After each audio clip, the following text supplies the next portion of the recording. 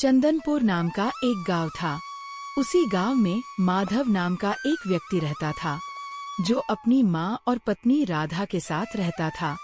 माधव की शादी को 10 साल हो चुके थे, लेकिन उन्हें अभी तक कोई संतान नहीं हुई थी।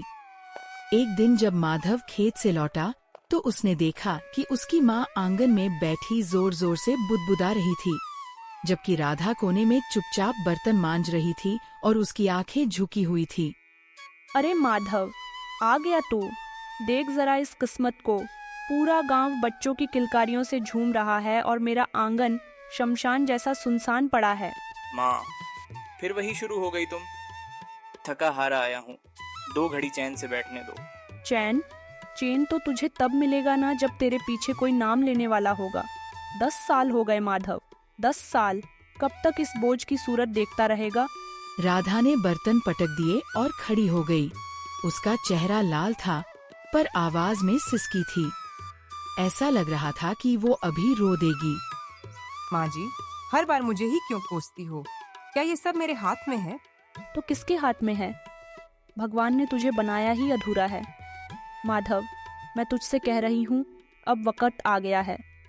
सुखिया काका की बेटी है ना, गौरी, उसके बाप से मैंने बात की है। माँ, ये क्या कह रही हो?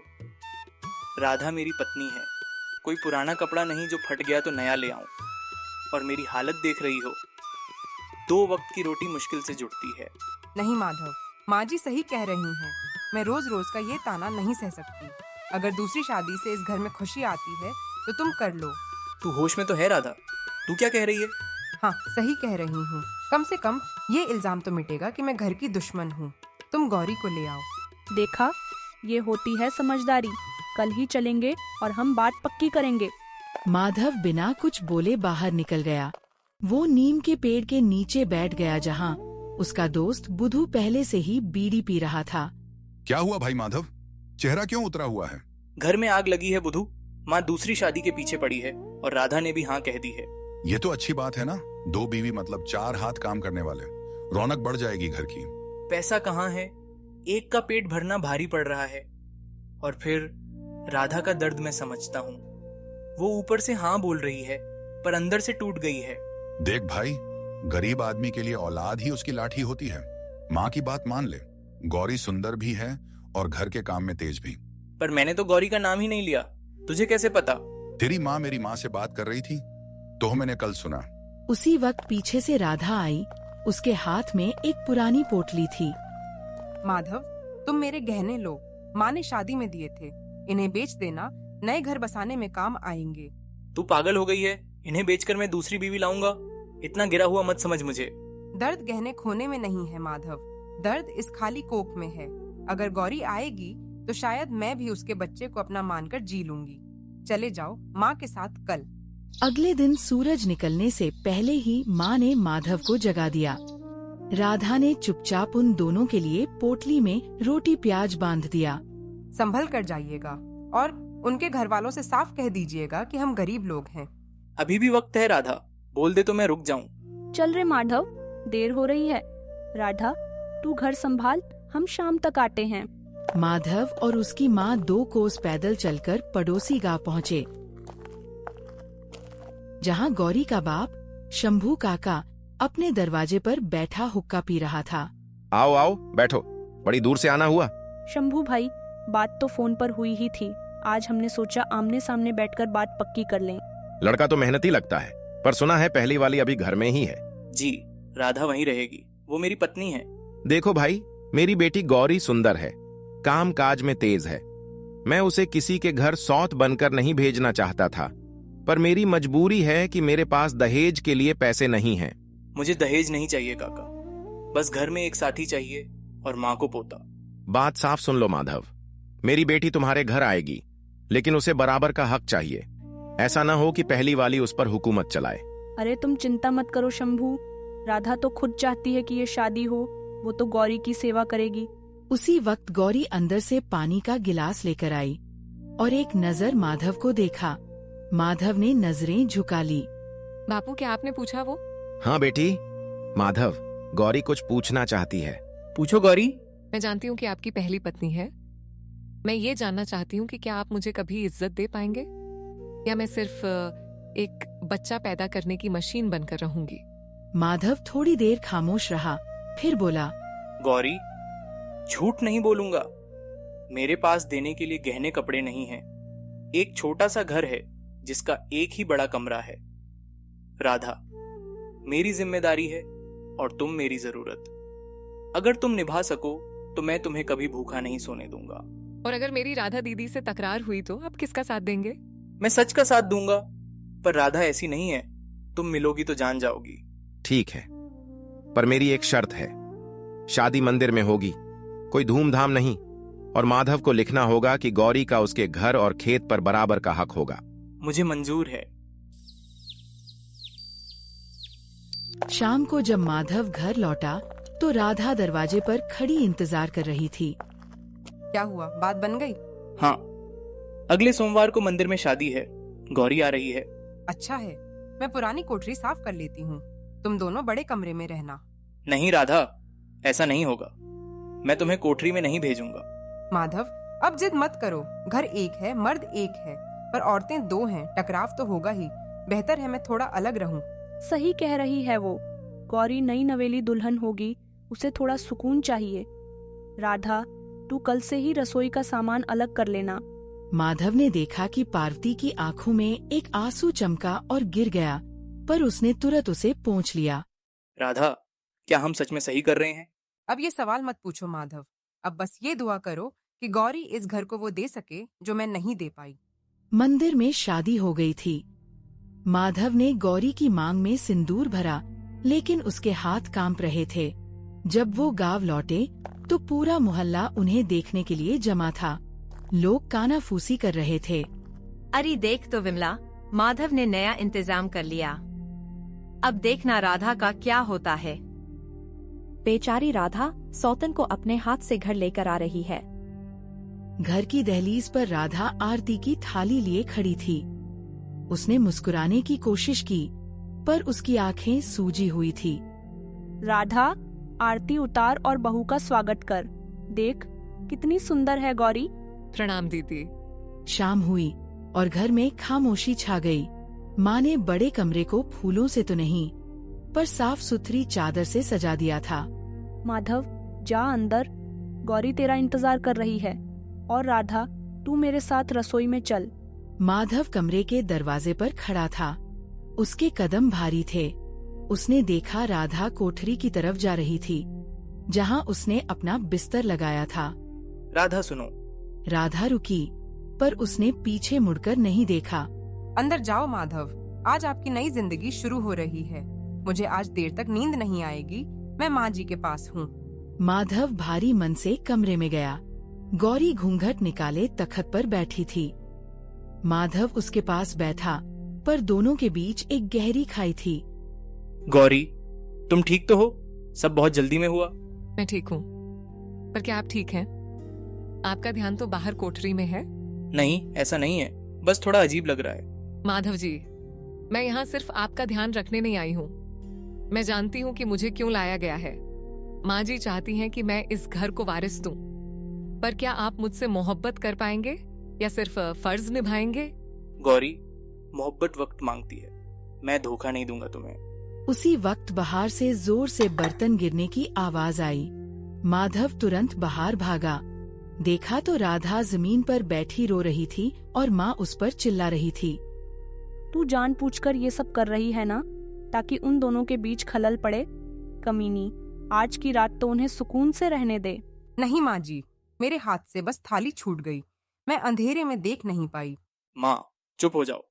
क्यों चिल्ला रही हो? राधा, तुम ठीक तो हो? माधव ने राधा का हाथ पकड़कर उसे उठाने की कोशिश की। तभी गौरी भी दरवाजे पर आ खड़ी हुई। दीदी, अगर आपको इतनी परेशानी हो रही है तो मैं चली जाती हूँ। मैंने सोचा था आप बड़े दिल की हैं। नहीं गौरी, तुम गलत समझ रही हो। मुझे कोई परेशानी नहीं है। माधव, आप अंदर जाएं। माँ जी, चलिए मैं आपके पैर दबा देती हूँ। माधव वापस कमरे में गया, पर उसका मन वहीं भटक रहा था। आधी रात को जब सब सो गए, माधव की आँख खुली। उसने देखा गौरी सो रही थी। वो दबे पांव बाहर आया और कोठरी की तरफ देखा। राधा सोई नहीं? आप यहाँ क्यों आए हैं? गौरी अकेली है। मेरा मन नहीं लग रहा। मुझे लग रहा है जैसे मैं तुम्हारे साथ गद्दारी कर रहा हूँ। ये गद्दारी नहीं, मजबूरी है। अब जाइए, वरना गौरी देख लेगी तो पहले दिन ही क्लेश शुरू हो जाएगा। अब हमारे बीच एक दीवार है माधव। माधव वापस आ गया, लेकिन उसे समझ आ गया था कि अब उसकी जिंदगी एक ऐसी कश्ती बन गई है जिसके 2 किनारे हैं और दोनों ही डूब रहे हैं। अगली सुबह माधव खेत पर जल्दी निकल गया ताकि वो घर के तनाव से बच सके, लेकिन घर में एक अलग ही जंग शुरू होने वाली थी। रसोई में राधा हमेशा की तरह चूल्हा जला रही थी। तभी गौरी वहाँ पहुँची। दीदी, अब आप रहने दीजिए। माँ जी ने कहा है कि आज से खाना मैं बनाऊंगी। कोई बात नहीं गौरी, तुम अभी नई हो। मसाले कहाँ रखे हैं, कितना अनाज निकालना है, तुम्हें अभी पता नहीं चलेगा। मैं मदद कर देती हूँ। पता कैसे चलेगा अगर आप जगह नहीं छोड़ोगे? माँ जी, जरा देखिए, दीदी मुझे रसोई में घुसने नहीं दे रही हैं। राधा, मैंने तुझसे कहा था ना कि अब गौरी को घर संभालने दे। तू जाकर बाहर की साफ सफाई कर। अब से रसोई की चाबी गौरी के पास रहेगी। राधा की आंखों में नमी आ गई, पर उसने कुछ नहीं कहा। उसने दबे पाव रसोई छोड़ी और आंगन झाड़ने लगी। दोपहर को जब माधव लौटा तो खाना परसा गया। आज सब्जी में नमक ज्यादा नहीं है। मुझसे थोड़ा ज्यादा गिर गया। अगली बार ध्यान रखूंगी। अरे कोई बात नहीं, नई बहू के हाथ का खाना है, थोड़ा नमक ज्यादा भी हो तो चलता है। क्यों राधा? राधा, जो कोने में बैठकर सूखी रोटी खा रही थी, बस सर हिला दिया। माधव ने राधा की थाली देखी तो उसे दर्द हुआ। राधा, तुम सिर्फ सूखी रोटी क्यों खा रही हो? सब्जी ले लो। नहीं, मेरा मन नहीं है। माधव जी, दीदी शायद मुझसे नाराज हैं क्योंकि माँ जी ने रसोई मुझे सौंप दी है। ऐसी कोई बात नहीं है गौरी। राधा, तुम सब्जी लो, ये मेरा हुक्म है।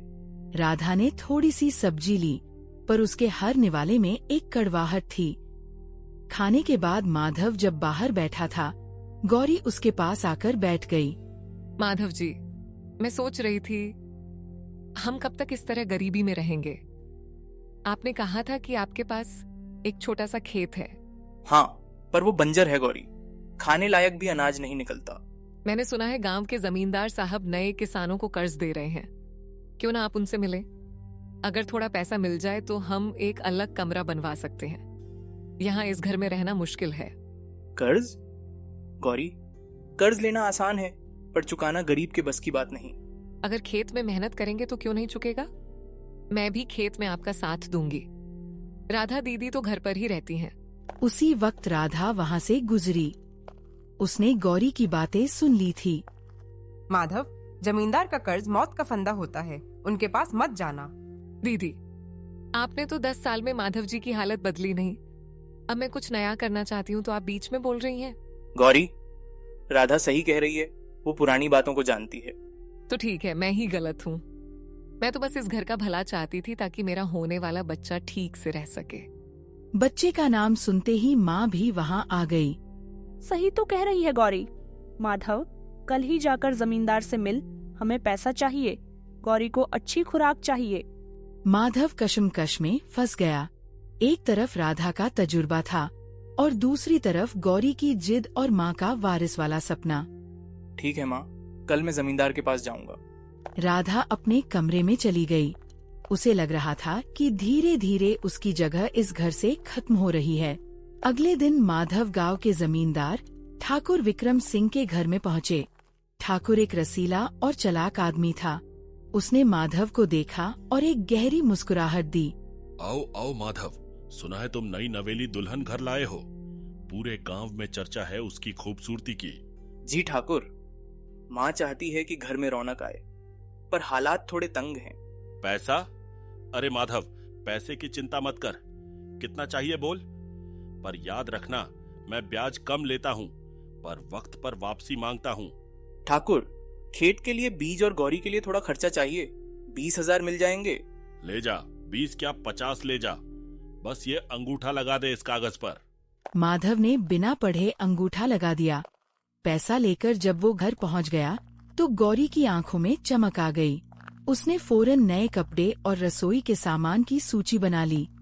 माधव, इतना पैसा ठाकुर ने इतनी आसानी से दे दिया? हाँ राधा, वो कह रहे थे कि खेती में मेहनत करोगे तो सब छूट जाएगा। तुम भोले हो। ठाकुर बिना किसी मतलब के कौड़ी भी नहीं देता। तुमने कागज पढ़ा था। दीदी, हर वक्त मनहूस बातें क्यों करती हैं? देखिए, माधव जी ने मेरे लिए ये रेशमी साड़ी लाने का वादा किया है। आपको जलन हो रही है क्या? गौरी, जलन की बात नहीं है। मैं घर का भला चाहती हूँ। भला? आपने तो 10 साल में सिर्फ गरीबी दी है। अब मैं घर की किस्मत बदलूंगी। माँ जी, देखिए दीदी माधव जी को डरा रही हैं। राधा, तू जाकर खेत पर काम कर। घर का सौदा अब गौरी देखेगी। और माधव, कल से तू खेत की जुताई शुरू कर। कुछ दिन तो बड़े सुकून से बीते। घर में अच्छा खाना बनने लगा। लेकिन एक दिन जब माधव खेत पर था, ठाकुर विक्रम सिंह उसके घर आ पहुंचा। उसी वक्त राधा खेत गई हुई थी और माँ पड़ोस में थी। गौरी अकेली थी। कैसी हो गौरी? माधव ने बताया नहीं कि उसकी बीवी इतनी सुंदर है। ठाकुर साहब, आप यहाँ? माधव जी तो खेत पर हैं। मैं उनसे नहीं, तुमसे मिलने आया हूँ। वो कर्ज की पहली किश्त आज ही देनी थी, पर मुझे पता है माधव के पास फूटी कौड़ी नहीं है। अगर तुम चाहो तो मैं कर्ज माफ कर सकता हूँ। मैं कुछ समझ ही नहीं। समझ जाओगी, बस कभी हवेली चक्कर लगा लेना। ठाकुर ठहाके मार कर चला गया। गौरी कांपने लगी। उस वक्त राधा ने दबे पाव घर में दखल देकर ठाकुर को निकलते देखा था। गौरी, ठाकुर यहाँ क्या कर रहा था? वो कर्ज मांगने आए थे। उन्होंने कहा कि अगर पैसे नहीं दिए तो वो खेत पर कब्जा कर लेंगे। तूने उनसे क्या बात की? तेरी आंखें झूठ बोल रही हैं गौरी। आप मुझ पर शक कर रही हैं? मैं माधव जी को बताऊंगी कि आप मुझे बदनाम कर रही हैं। शाम को जब माधव लौट आया, गौरी ने रोना धोना शुरू कर दिया। माधव जी, ये दीदी मुझे कह रही हैं कि मेरा ठाकुर से कोई चक्कर है। मैं अब इस घर में नहीं रह सकती। राधा, ये क्या सुन रहा हूँ मैं? गौरी के चरित्र पर उंगली उठाएगी तू? माधव, मैंने सिर्फ सवाल पूछा था। ठाकुर को अकेले में यहाँ देखना ठीक नहीं है। चुप कर, एक लफ्ज और नहीं। माँ सही कहती थी, तेरी किस्मत में सिर्फ जलन है। कल से तू इस घर में मेरे साथ नहीं बैठेगी। तेरा खाना पीना कोठरी में ही होगा। राधा की आंखों से आंसू निकले।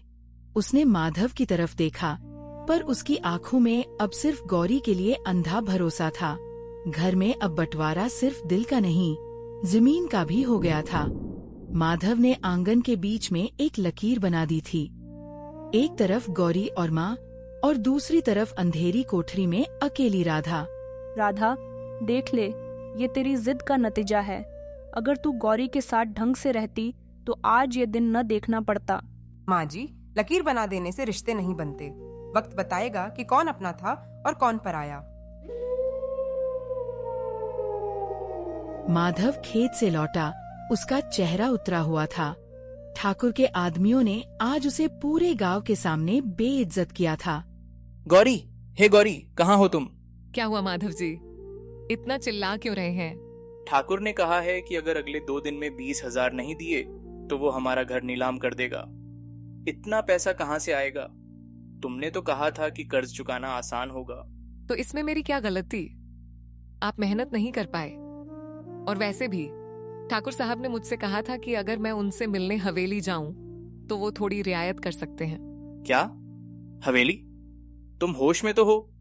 मेरे रहते मेरी पत्नी किसी और के दरवाजे पर भीख मांगने नहीं जाएगी। तो फिर घर बिकने दीजिए। मैं टूटे फूटे घर के लिए अपनी जिंदगी बर्बाद नहीं करूंगी। माँ जी, आप ही समझाइए इन्हें। माधव, बेटी सही कह रही है। ठाकुर अमीर आदमी है, शायद गौरी की बात मान ले। तू इतना शक क्यों करता है? माधव का सिर घूमने लगा। आज पहली बार महसूस हुआ कि वो किस दलदल में फंस गया है। वो गुस्से में बाहर निकल गया। रात के अंधेरे में उसने देखा कि पार्वती अपनी कोठरी के बाहर बैठी रो रही थी। अब तुम क्यों रो रही हो? तुम्हारी तो बुराई सच हो गई। घर बिकने वाला है। माधव, मैंने हमेशा कहा था कि वो लोग नेक नहीं हैं, पर अब रोने का वक्त नहीं है। ये लीजिए। क्या? ये तो तुम्हारी माँ की आखिरी निशानी है। तुमने कहा था ये खो गया है। मैंने झूठ बोला था। मैंने इसे बुरे वक्त के लिए बचाकर रखा था। इसे बेच दीजिए और ठाकुर का कर्ज चुकाइए। पर एक शर्त है। क्या शर्त? पैसा चुकाने के बाद आप गौरी से पूछेंगे कि क्या अब भी इस घर में रहना चाहती है बिना किसी लालच के। मुझे लगता है वो हमारे साथ नहीं, सिर्फ सुविधाओं के साथ है। अगले दिन माधव ने हार बेचा और ठाकुर के मुंह पर पैसे दे दिए। जब वो घर लौटा, उसके चेहरे पर एक अजीब सी शांति थी। उसने गौरी को बुलाया। गौरी, कर्ज चुक गया है, पर अब मेरे पास एक फूटी कौड़ी नहीं बची। अगले 1 साल तक हमें सिर्फ नमक रोटी खानी पड़ेगी और खेत में दिन रात मिट्टी ढोनी होगी। क्या तुम तैयार हो? नमक रोटी और मेरे नए कपड़े, मेरी साड़ियाँ। कुछ नहीं मिलेगा गौरी, अब हम वही गरीब किसान हैं जो पहले थे। तो फिर मैंने आपसे शादी क्यों की? मैंने सोचा था आप नया कमरा बनवाएंगे, मुझे शहर घुमाएंगे। माँ जी ने तो कहा था कि आपके पास बहुत पैसा आने वाला है। अरे बेटी, सब ठीक हो जाएगा। कुछ ठीक नहीं होगा। माधव जी, अगर आप मुझे वो जिंदगी नहीं दे सकते जिसका वादा किया था, तो मैं यहाँ नहीं रुकूंगी। मेरे बाप ने एक और रिश्ता ढूंढा है, वो अमीर है। माधव सुन्न रह गया। उसने राधा की तरफ देखा, जो दूर खड़ी सब सुन रही थी। गौरी, क्या हमारे रिश्ते की कोई कीमत नहीं? तुम्हारे पेट में शायद मेरा बच्चा है। बच्चा? कौन सा बच्चा? वो तो मैंने सिर्फ इस घर में अपनी जगह पक्की करने के लिए झूठ बोला था। मैं माँ बनने वाली नहीं हूँ। माँ ये सुनकर जमीन पर बैठ गई। उनका चिराग का सपना टूटकर बिखर गया था। गौरी ने अपना सामान उठाया और बिना मुड़कर देखे घर से निकल गई। गौरी के जाने के बाद घर में ऐसी खामोशी छा गई जैसे कोई तूफान निकल गया हो। माँ आंगन में सिर पकड़कर बैठी थी। उनकी आंखों में शर्मिंदगी थी। माधव सुन्न खड़ा था। उसके पैर के नीचे वही लकीर थी जो उसने बंटवारे के लिए खींची थी। उसने गुस्से में वो खींची हुई लकीर मिटा दी। माँ, आज लकीर तो मिट गई, पर मेरे दिल का बोझ नहीं उतरा। मैंने राधा के साथ जो किया, वो भगवान भी माफ नहीं करेगा। माधव दबे पाव उस अंधेरी कोठरी की तरफ गया। राधा वहाँ जमीन पर बैठी पुराने कपड़े सी रही थी। माधव ने रोकर कहा, राधा, मुझे जहर दे दे, पर मुझे माफ मत कर। मैं अंधा हो गया था। मैंने उस औरत के लिए तुझे घर से निकाल दिया, जिसने मेरे घर को सिर्फ एक बाजार समझा। रोइए मत माधव, इंसान गलती का पुतला होता है। गौरी चली गई, ये बुरा नहीं हुआ। बुरा तब होता अगर वो इस घर की बुराई बनकर यहीं रहती। बहू, मुझे माफ कर दे। मैंने तुझे बोझ कहा, तुझे कोसा, पर असली बोझ तो मेरी सोच थी।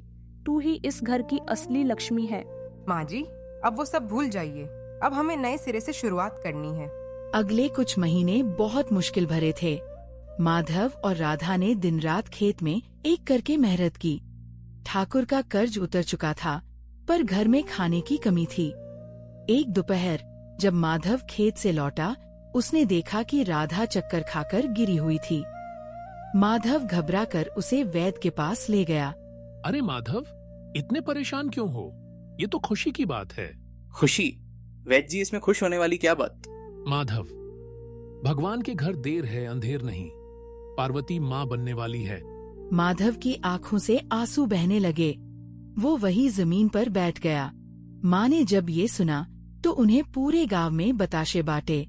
देखा माधव, जिस औलाद के लिए तू भटक रहा था, वो तेरे घर की नेकी से आई है। माधव, मैंने कहा था ना, सब्र का फल मीठा होता है। वक्त गुजरा और घर में एक नन्हे से बच्चे की किलकारी गूंजी। माधव अब गरीब तो था, पर उसका दिल भरा हुआ था। उसने सीख लिया था कि 2 पत्नियां या ज्यादा पैसा घर नहीं बसाते, बल्कि एक दूसरे पर भरोसा और इज्जत घर बनाते हैं। एक दिन रास्ते में माधव को गौरी मिली। वो बहुत बुरी हालत में थी। उसने किसी और से शादी की थी, पर वहाँ भी उसकी बनती नहीं थी। माधव, क्या तुम मुझे माफ करोगे? क्या मैं वापस आ सकती हूँ? गौरी, मैंने तुम्हें माफ तो कर दिया है, पर मेरे घर में अब सिर्फ एक ही पत्नी की जगह है, और वो है राधा। जिस दहलीज की तुमने इज्जत नहीं की, अब वहां तुम्हारे लिए कोई जगह नहीं। माधव पलटा और अपने खुशहाल परिवार की तरफ चल दिया। सूरज ढल रहा था, पर उसके घर में अब उजाला ही उजाला था।